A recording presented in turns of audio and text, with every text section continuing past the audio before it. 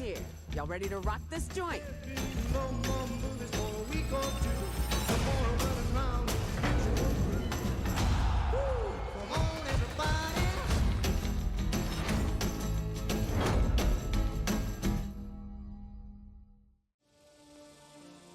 Okay, we have Fallout 76 Wastelanders now.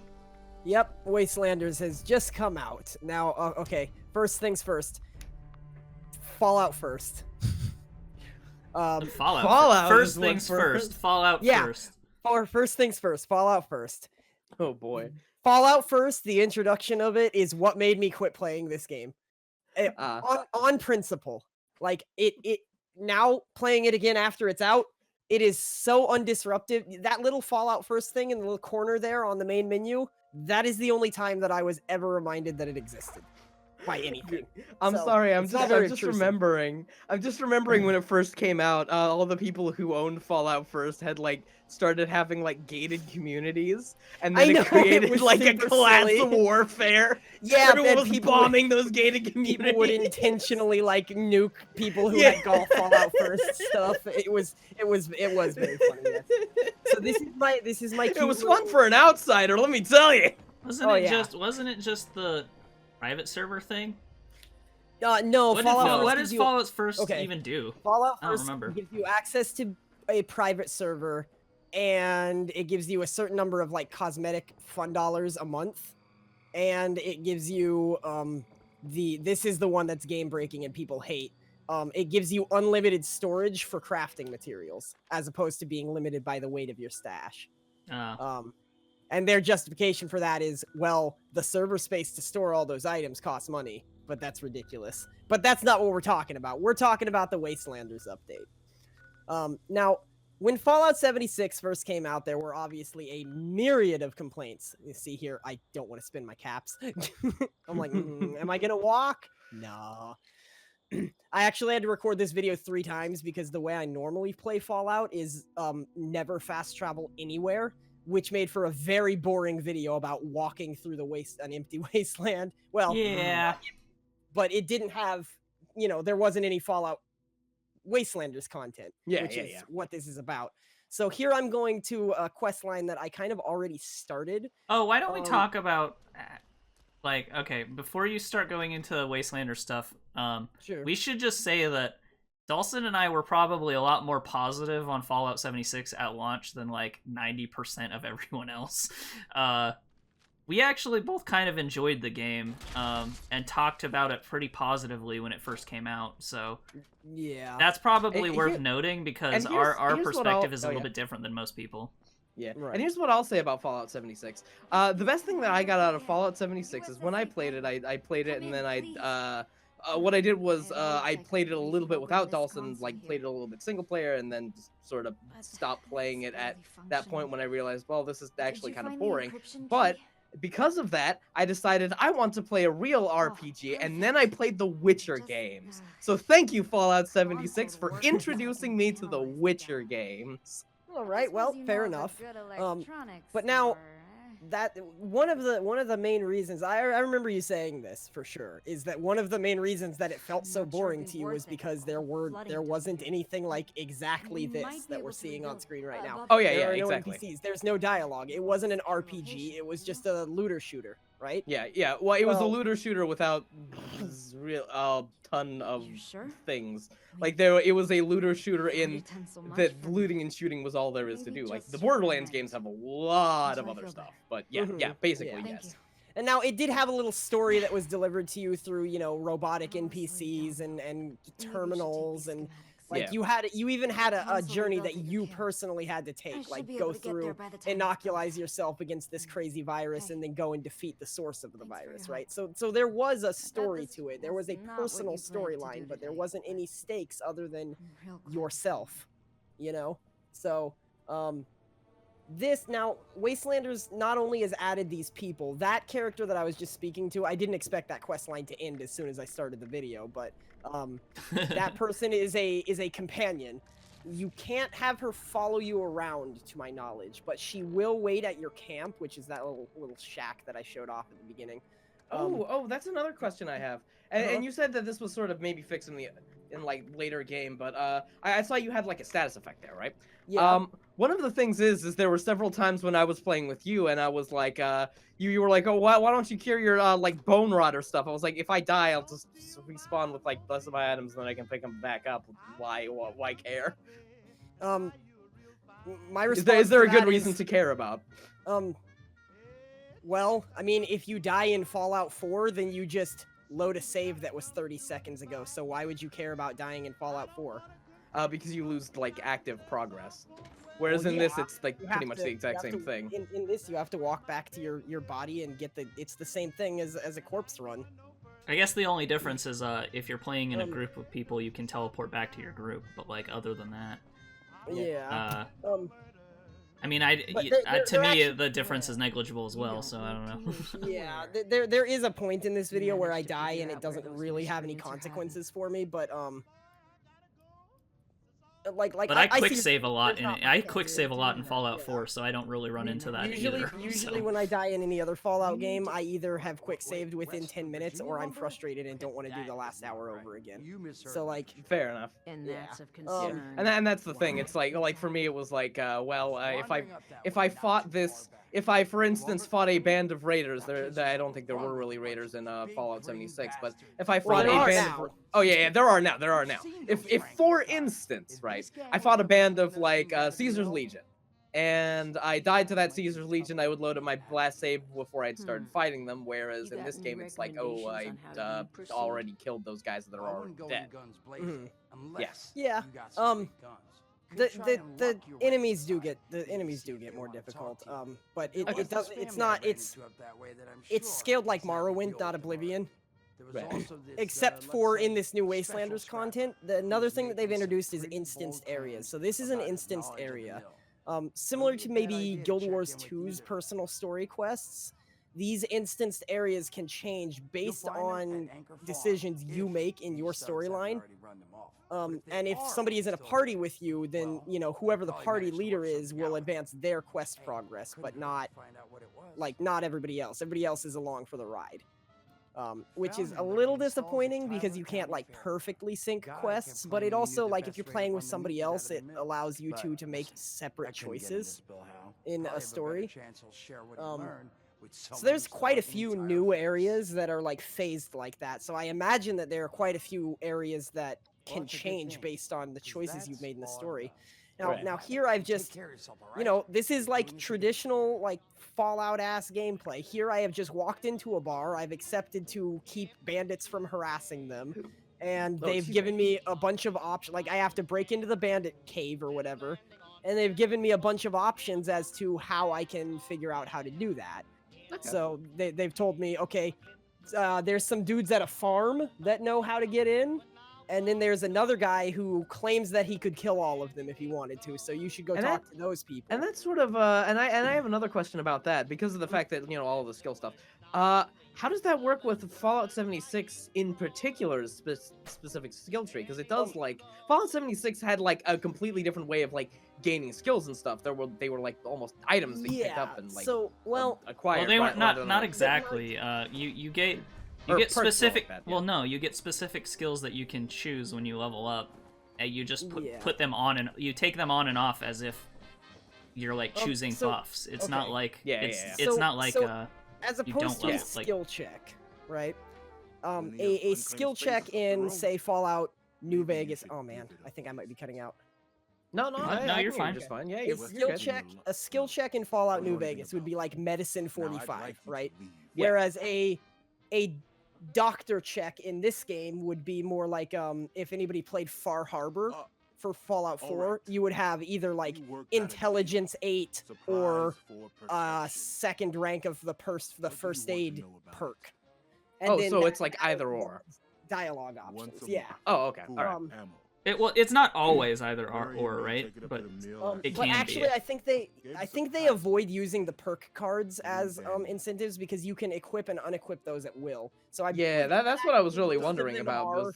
I think most of it is tied to your stats, which I never really liked the concept of removing skills, and I didn't like the concept of Maybe I can tying see like having a making little it so that you something have to set level aside up for your you special over one time, as though. opposed to getting like a special set and then Then by leveling up skills over time.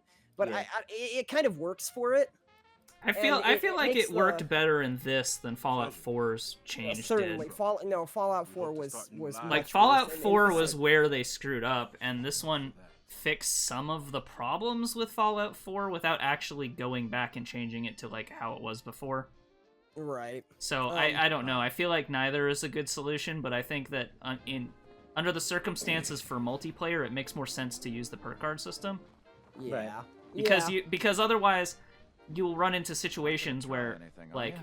both of you have invested a ton in one skill, and it makes no sense for you guys to like play with each other. Yeah, exactly. So I just talked to this guy, and he was like, "Oh, we trade with them," and I'm like, or actually, no, yeah, I made a perception check that said, "Oh, well, you have to know about these guys because you started sweating when I mentioned them," and he's like, "All right, fine, we trade with them," and then I had to like either charisma or I think bribe. I'm not sure exactly what I did there, but I had to, bribe him into telling me what the password to get into that facility was. And now the bandits are not going to be hostile when I walk in because I have the password to their facility. So, like it's that kind of thing that is in a lot of Fallout games that this was missing before the Wastelanders update. You didn't have any like real need to explore dialogue or like look through options. Like the best you could do was find a key that unlocked the door somewhere. That was the extent of your puzzle solving abilities or your alternate pathways to completing quests. But Yeah, with the instead- addition of NPCs, you have those alternate pathways open to you. Yeah, it's almost it's like when you're reading a computer, you can just read all of the entries and then you get all of the information. You're talking to a Right. character, you'll lose options as you choose options, so that's Exactly. Now see here, you guys may have noticed that I've actually cut up this video quite a lot because there was a lot of fast travel. There's a lot of nonsense in the middle. Here, I left this in on purpose because I'm like, how the fuck do I get up here? And I think it's funny. But yeah, I also kind of am liking the story that they've put forward so far. Like, yeah, so there I had to cut because I probably spent about 10 minutes of the video trying to figure out how to do this. I was trying to like platform over that ride, and I just have to walk up. Is that John? Is that John Freeman? I think it is John Freeman. Also, he thinks he's an escaped government experiment or something, so he's one of them. He is John Freeman.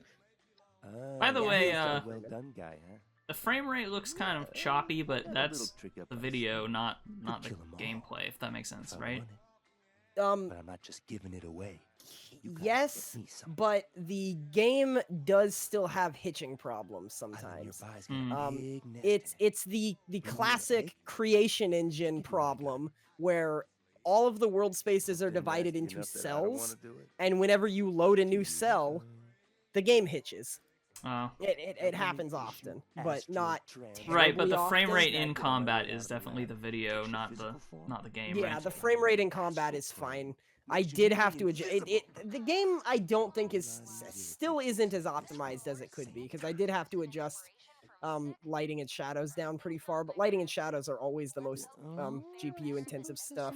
So Oh yeah. And I feel like the Gamebryo engine has been doing this for a while, so yeah, I don't think it's ever been particularly well optimized anyway. No, not really. my computer's getting a little out of date too, so it could be on my end with the recording. I don't want to just blame the game, but Well, I was just saying that because I've played this game before, and I'm pretty sure a lot of that was actually the like the recording. It I don't know. There's some like interlacing or something going on. That's definitely like video, not like gameplay. So just FYI. Oh yeah. A lot of that is, yeah. gotcha. Yeah, I can see it stuttering actually. Yeah, it wasn't like that when I was playing through this. So here, that guy, if anybody missed that over our conversation, that guy told me to go get a fucking Deathclaw egg, or he told me to go get an egg from an island. I cut out all of the island part, but basically I go to get the egg from the island and I come back and I'm like, that was a fucking death claw. And he's like, yeah, why do you think I didn't want to go get it? Here's some stealth boys. And yeah, I don't know. The NPC dialogue is very, very funny. So Oh yeah. Well, it's good to see that yeah. their writing is okay. Yeah, the writing- it does the seem writing- like there are a lot of like stat checks in this instead of. There are quite a few. Well, I mean, it makes sense, right? They learned from Far Harbor that's pretty much what people want. Like, they didn't need the complicated skill checks. They just wanted your character to have some agency in talking to people, right? Yeah. Like your character have some changes depending on how smart or not smart they are, or other than just charisma good, make check. Charisma Like bad, don't make check. my favorite part, my favorite thing to point out with Fallout 4 is there's a point where like I always play a charisma answer in these games. There's a point where you go, I implore you to reconsider to a man twice. The first time he's like, no, we can't do that. You should do that. Oh, okay. Yeah.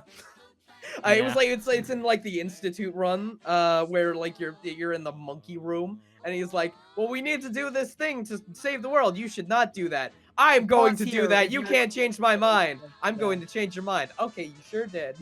Of the It's terrible. instanced shit. What about the instance shit? That's the first time it gave me an instanced thing. Now, I believe that had I not spoken to the farmer and gotten the password, this instance would be different. Instead, I would be in a combat zone instead of a non-combat zone. This is where I think this instancing thing starts to take. But one thing I did notice when I stepped in here is all of the raiders outside in the world were level like 1 to 5 because that's the area. My character is level 70 because I've been playing it since it came out last year. So all of these enemies inside of this instance zone are actually scaled to my level, which it's nice, I would assume when you're that you going could probably through- make it like a combat zone by just like attacking a dude. Oh yeah, no, definitely, which is exactly what I do. But I mean, like, I imagine that all of the enemies would be hostile to me if I walked in here, or if I walked in here with a Just like friend. immediately, yeah. Yeah. So this kind of prevents, like, say you walked in here with a friend, and the friend has already made enemies with these people, but they want to help you with your quest, and you're friendly with them. Well, them being enemies won't fuck up your quest because it's your instance, not theirs. Yeah. Right. So You know, the yeah. facial animations look better than most than previous Oh, yeah, Game that- for Yo games. Yeah, I don't know. That's what Somehow they that's what got took better me at that. fucking year. They're not great, but I mean, they're look. I would even say that they're better than that other game that was like a Fallout clone. God, what's that game called? Outer Worlds. Outer Worlds. Yeah, it looks better than Outer Worlds even, and I don't know. So basically the I've been plot playing line that it Half-Life is- Alex, so I'm looking at this. I'm like, wow, this man is really stiff. Well, sure, Yeah. but That's a dark game. That's Valve. well, those Yeah, are that hand too. those are hand animated characters where this is like animation Yeah. engine, like make them look like people. Yeah. Enough. So okay. oh, there goes the top basically, half. yeah. Basically, I was like, hey, leave those nice people at that bar alone because they've been harassing them over some guy who knows where a treasure is. And I'm like, leave him alone. He's like, fuck you. Or he's like, why should I? And I'm like, okay, Boom. do it. And he's like, no. So I killed him. Yeah, here is where I die. But now, this is an instance, and I don't think they've gotten it perfectly right so far. The problem there was that my gun wouldn't fire. I don't know if guns can jam. I don't know if that was something that they added, but that gun was in poor condition. So that's kind of nifty, the reason to take. But see, I just respawned at the start of the instance. And that guy's supposed to be hostile to me, but I don't think he realized he's supposed to be hostile to me yet. So I'm just like, okay, let's just go. Let's just leave. So the instancing technology could be a little better, probably. Because I haven't ever experienced anything like that in the open world, where an enemy that's supposed to be hostile just isn't. Right, unless they were, well, no, I feel like even when they're, T-posing at you. They'll be hostile T-posing, but Yeah. They'll be T-posing at you, and there'll be bullets coming from their chest. Now, I want to highlight an interesting bit of writing that comes up here in a moment. Oh no. Yeah, it's like, okay, they could go with, oh, these bandits are evil and you have to go kill them. So, you know, naturally they're harassing the first bit of people that I met at a bar. So I'm like, okay, these guys are harassing and threatening you. Well, I'm gonna kill their, I tried to talk to their boss wasn't having it. So I kill him because he's a raider asshole, right? Yeah. Well, then I find this audio log that's coming up. And to sum it up, he's interrogating somebody and she's like, oh God, please don't kill me. And he's like, what? Why would I want to kill you? Go upstairs and get some breakfast and you're free to go, or you can stay. I don't care. I'm not a killer. So I pretty much just murdered that guy in cold blood without realizing it. Yeah. Just because he was harassing some people at a bar. I just, you know, of course my first thought was, okay, he's a raider. He's harassing these people. He's probably dangerous. So I just flat out kill him. But he's, like, he's not. He's just looking for a treasure, which is, like, I don't know. He didn't say. their justification for why so many people came to Appalachia. Right. And you know what's funny is another little tidbit that I picked up is, despite the fact that everything is so horrible and there are these horrid bat creatures crawling from the earth and turning people into mindless zombies, it's not as bad as it is outside of Appalachia. That's Fair kind of enough. funny. Yeah, that Because sounds about right. Appalachia didn't get nuked to hell and back. Yeah. Because remember, this is maybe like, I think 10 years after the nukes fell or something. Yeah. So, You just happen Yeah. to be in a relatively safe area. exactly. Safe from radiation, anyway. Yeah, safe-ish. Yeah. Most of the enemies here are actually either cryptids or FEV mutants. And the cryptids, I think, it's not particularly clear whether the cryptids just exist in the Fallout universe because Fallout, or if they exist because Fallout, you know, nuclear Fallout. I would assume nuclear fallout, but Yeah, I but don't it know. also, yeah, no, I think it does say something about like wild mutations from radiation, and that's why they're not in any future Fallout games, because they're, you know, cancer. Yeah. right. But yeah, overall, I haven't spent as much time as I would like to give it a like full review, but as a first impression, this is what I think Fallout 76 was missing. Like, you need these characters filling out the world for there to be some reason to go and do the looting and shooting, you know? Like, okay, great, I can grab 1,000 screws, but what is that good for? I can sell them to other players who want the 1,000 screws to do what? But like, I don't know, it's not a tangible difference. Like, it's not like the gameplay mechanic has outright changed of, you know, go to a place, kill everything, loot it, craft it, do the quest. But it feels different because there's characters that you were doing it for instead of just dead ghosts, basically. Yeah. Basically, the entire original story was just you chasing ghosts because you already knew that everybody that you could hear was either dead or a robot. Yeah, and I feel like that does make a difference, because, like, to circle back to the Witcher games, the combat in, like, The Witcher 3 is not what makes it good. The combat in The Witcher 3 is fine. But the everything around that, everything in between all of the I have to fight humans and or monsters, depending on what sword I'm using, is what makes The Witcher really, really, really good. Well, I think that it comes down to writing at the end of the day. Like, Yeah. even if it had NPCs from the even if it never had NPCs, if the writing was strong enough to carry it, it would have been fine. But I feel like the writing just was still not there. Yeah. And the writing's okay, and the NPCs help, but I feel like it's hard to compare it to The Witcher because The Witcher is just good at, at its story. So Everybody says The Witcher is a masterpiece. Like, Yeah. yeah. So Oh god, I was gonna say something else, but oh yeah, I was gonna say it's still a lot of it still comes down to, I think, is how willing you are to invest in building up your own base, because I feel like at the end of the day that's what it mostly comes down to, is that's really what you're doing, like gathering equipment for. Like the reason why you want those screws and that wood and whatever is so you can build a prettier base. And if you're not as engaged with that, then it's hard to Well, I mean, stay it's also engaged with it. for modding and kitting out your weapons, which you could find those, but it's significantly easier to just mod them yourself. And not only that, but it's that's the Wastelanders Deluxe Edition. But yeah, it's also whether you're not willing to invest $40 into it. Well, Like if you hadn't already purchased it, of course. Oh yeah. I mean, like, sure. It's still full price on Steam now. Yeah. It's still full price, but I'm sure $40 is actually marked down because it was $60 at launch, wasn't it? It was $60 at release, yeah. So it's still come down. Or it was like $200 for me because of my stupid fucking plastic helmet. And yeah, well, that's your own fault.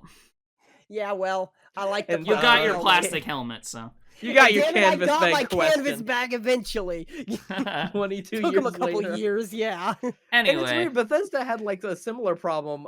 They still haven't gotten the soundtrack, like the official soundtrack release for Doom Eternal out, which I'm still waiting for. Like, you know, I'm waiting for that soundtrack. Hey man, music rights are hard. Give them a break. Fair enough. Anyway, so that's our coverage of Fallout 4. Or not Fallout 4, Fallout 76 Wastelanders. It's been a few Fallout since then, my guy. 77. We don't actually have a over-the-shoulder for Fallout 76 initially, but we do have an old podcast if you want to go back to that. Which I don't know why you would, but... Slam it. Listen to what? Listen to us slam it back then. I think we kind of like. I think only Thel was slamming it at the time. Yeah, only I was slamming it. I feel like for me saying, "Well, it's okay," is equivalent to slamming a Fallout game. I remember us saying we liked it, but I don't know. Anyway, yeah. I feel like initially we were really positive, and then in like following weeks we like had less and less to say about it, but. I feel like in following weeks we had more and more to say about it because it was like but in the news section, not in the game section. Yeah. All right. Less in the we're playing this game section. Yeah. All right. So thanks for joining us. Leave a like, comment, subscribe. We have a Discord that's pretty active. We have a Patreon that you can use to support us directly if you like, and check out Dalson's stream. He streams on Twitch pretty regularly, usually in the evenings. I did want to interject. I think what I'm going to try to do is in the future, from this point on, is when an over-the-shoulder releases, I will try to stream that game half an hour to an hour after our over-the-shoulder video drops. So, so that would probably be like 2:30 to 3 o'clock Pacific time. So yeah, on Wednesdays, of course. Yeah. So if you see an over-the-shoulder video, you can bet that I'm likely streaming if you've seen it drop. Yeah, assuming he's like has the game. Right. Yeah. Well, you. So watch out for that. All right. So thanks for joining us. We'll see you guys next time, and remember, as always, stay beautiful.